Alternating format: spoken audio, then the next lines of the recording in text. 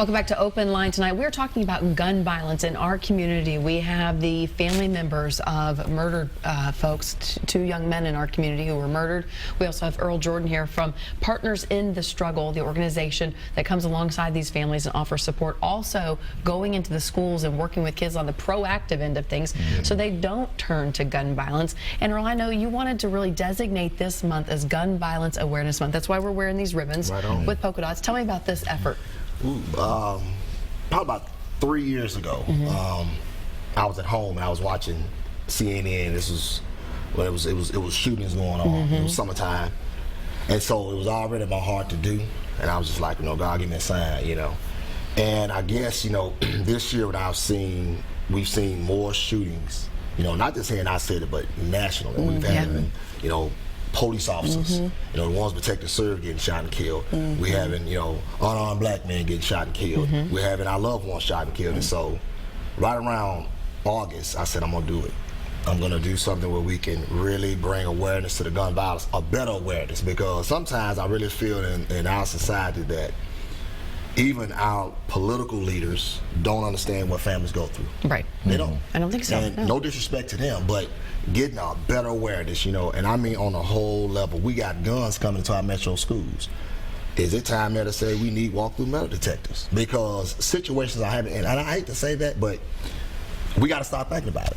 Because when you're on this side, there's no coming back. When you're at that funeral and your loved one is laid out of that casket, it's over pretty much. And so, Gun Violence Awareness Month is basically bringing awareness on every level. Having everyone say, hey, what can we do to make our city better?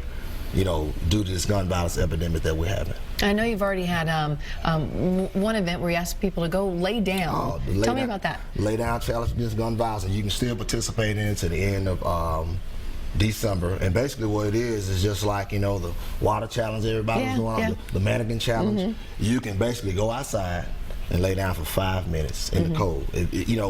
For our loved ones, for the survivors of gun violence. We want to honor these lives, and so that's just a challenge that I would like everyone to do, and do it, because once again, the lay down position represents every victim who laid down in the exact same position, who either survived or they didn't.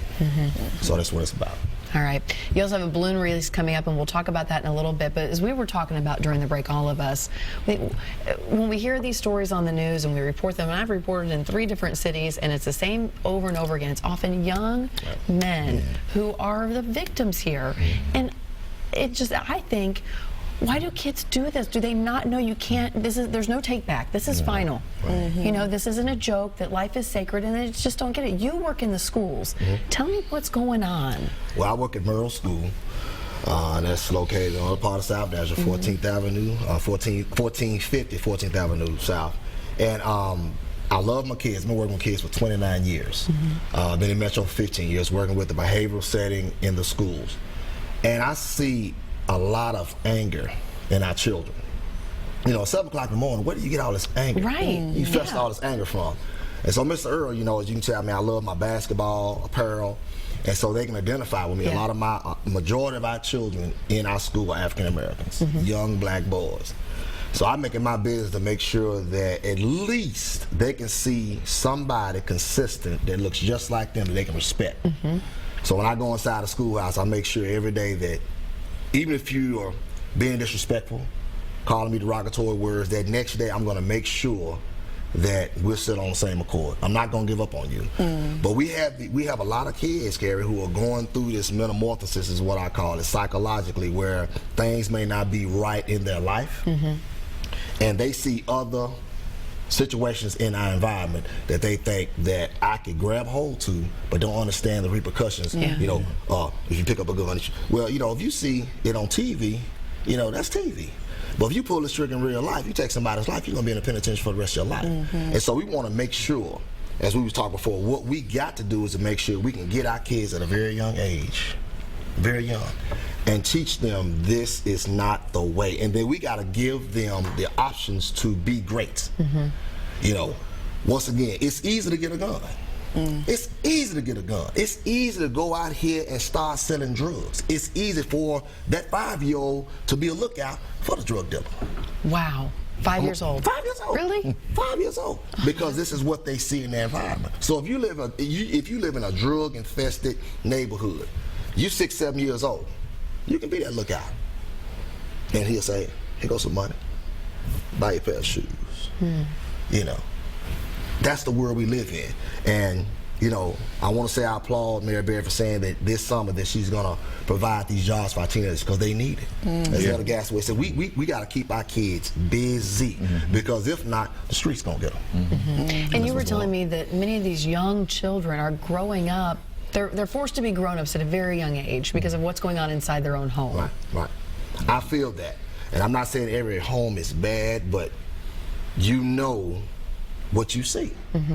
And you know, the bottom line of it is that, you know, we also got to help our parents who are in need.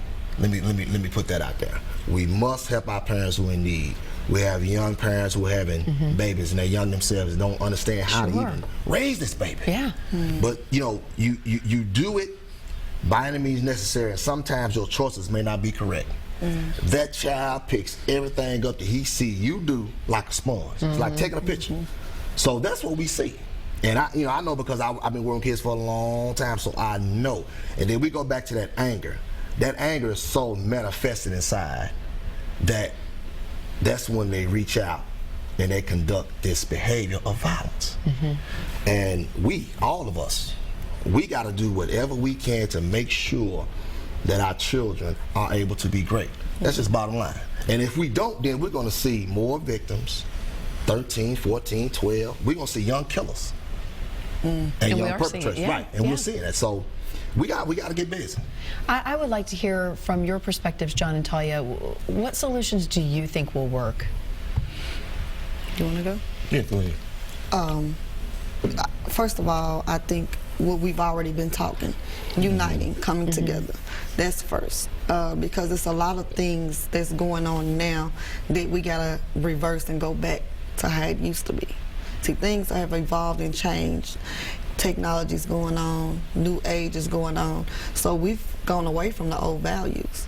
But sometimes you gotta go back to what you know is good. You know, if it's not broke, don't fix it. You were saying, so many kids think they're the authority. I do. Yeah. I do. I think we've went away from adults being the authority. Adults, you're not your kid's friend. You know, you do have a lot of young parents. I was a young mother at 16. I did not want to be my kid's friend. I did not want my son to be a statistic. You know, even though that's happened, I still have 3 other boys that I'm adamant about not being a statistic. So in saying that, you know, us as adults, we need to take control of the authority. You know, me growing up in the South, my grandmama raised me. She did not play, and I knew that.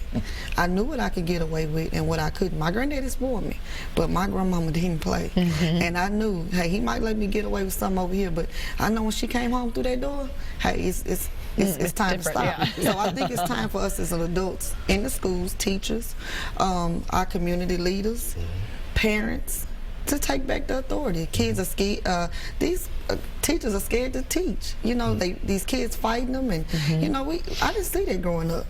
Hey, when I went to school, we got paddlings. If you got in trouble in school, you're gonna get in trouble at home. My boys know. When my kids were very, very small, I can always tell if they had a good or bad day. You know why? Because if they would come in the house and they was happy, good day. But if they came home and they go straight to their room and they were sad, they know they're in trouble. They wouldn't even come out of their room because they already knew they were in trouble. So you set the stage. It's time for us as a community to come together and let these kids know, hey, we the boss. We're not going to tolerate this. That's right. And we're going to take care of the business, and they're going to follow. You mentioned you have 3 sons surviving. Yes, ma'am. What do you tell them after having a son murdered? How has life changed for your other 3 sons? It has been a struggle for them. It's not much I can tell them. I pray for my kids. I have a 20-year-old son that he struggled a lot these last couple of years, and he's trying to get himself on track. He's graduated high school, he's working. He's been working since he was 16. And you just encourage them and motivate them to do what you know is right. It's nothing, you can't tell them how to feel. You know, that's a pain that they have to go through. Yeah. And I can't tell them how to, even sometimes I want to tell him, hey, you know, you can't do this or you shouldn't do that. But when I think about how I feel, then I have to go back and realize that he's hurting. You know, they're hurting. You know, and I kind of have given them a little leeway these last few years because I know their pain, you know. Sure. And although they don't understand mine, because I have to mask my pain, because I have to be there for them. I'm willing to do whatever it takes to be a great parent. You know, I'm not perfect, but I'm willing to do whatever it takes for them to go through the pain and hurt and feel better about it than my own. Do you think it's been eye-opening to them about the company you keep and who you're associating with? And Definitely. My two younger boys are 15 and 12, and they don't have many friends. which is sad. They so sad. They are very outgoing. They go to school. All the kids love them. They love kids. But outside of my house, they don't have many friends. They've got, a few, but they don't. They got one or two that they'll go to their house, and they'll come. I always have kids over my house. I'm the house that all the kids come over, and I'm fine with that. Because I can see what's going on. I talk to them. We always have a good dialogue. I've always been like that with all my boys, but they don't. My 15-year-old won't go to parties.